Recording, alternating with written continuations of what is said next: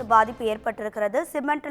Cement ஏற்றி சென்ற lorry போக்குவரத்துக்கு இடையூறாக சாலையில் கவிழ்ந்து விபத்து ஏற்பட்டிருக்கிறது. இது தொடர்பான அண்மை செய்தியை பார்த்து வருகிறோம். தாம்பரம் சென்னை ஜிஎஸ்டி சாலை குரோம்பேட்டை பகுதியில் சிமெண்ட் பவுடர் ஏற்றி வந்த லாரி கவிழ்ந்து விபத்துக்குள்ளாகியிருக்கிறது. 55 டன் சிமெண்ட் எடையுடன் 60 அடி நீளமுள்ள வாகனம் ஜிஎஸ்டி சாலையின் குறுக்கே கவிழ்ந்து விபத்து ஏற்பட்டது. இது தொடர்பான கூடுதல் தகவல்களை நமது செய்தியாளர் சக்திவேல் வழங்கிட கேட்கலாம். சக்திவேல், வணக்கம். இந்த விபத்து குறித்தான உங்க கூடுதல் விவரம்.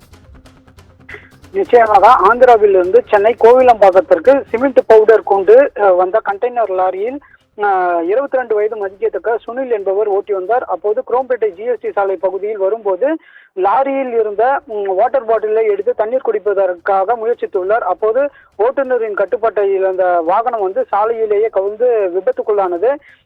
இதில் ஜிஎஸ்டி சாலையின் மைய பகுதியிலே தடுப்பும் சுவரின் போது சாலையில் கவிழ்ந்ததால் பெரும் விபத்தானது ஏற்பட்டுள்ளது. சுமார் 55 டன் எடை கொண்ட இந்த வாகனம் 60 அடி நீளம் கொண்ட வாகனம் ஜிஎஸ்டி சாலையில் கவிழ்ந்ததால் மற்ற வாகனங்கள் செல்ல முடியாத நிலை ஏற்பட்டுள்ளது. இதன் காரணமாக குரோம்பேட்டை அரசு மருத்துவமனை முன்பு தடுப்புகள் அமைக்கப்பட்டு ஜிஎஸ்டி சாலையின் அனுமதிக்காமல் மேம்பாலம் வழியாக வாகனங்கள் சென்னை நோக்கி அனுமதிக்கப்பட்டு வருகிறது. போக்குவரத்து காவல்துறையினர் மற்றும் சட்டம் ஒழுங்கு காவல்துறையினர், போக்குவரத்து புலனாய்வு காவல்துறையினர் என 20க்கும் மேற்பட்டோர் இந்த பாதுகாப்பு பணியில் ஈடுபட்டு வருகின்றனர். குறிப்பாக இந்த கனரக வாகனத்தில் இந்த டீசல் டேங்க் உடைந்து அந்த சாலையில் டீசல் பரவக்கூடிய நிலை ஏற்பட்டுள்ளது. தீ விபத்து ஏற்படாமல் தடுக்கும் வகையில் தீயணைப்பு துறையினரும் பாதுகாப்பு பணியில் ஈடுபட்டு வருகின்றனர். சிமெண்ட் பவுடர் ஏற்றி வந்த கனரக லாரி அருகே எந்த வாகனமும் செல்லாததால் பெரும் விபத்து தவிர்க்கப்பட்டுள்ளது.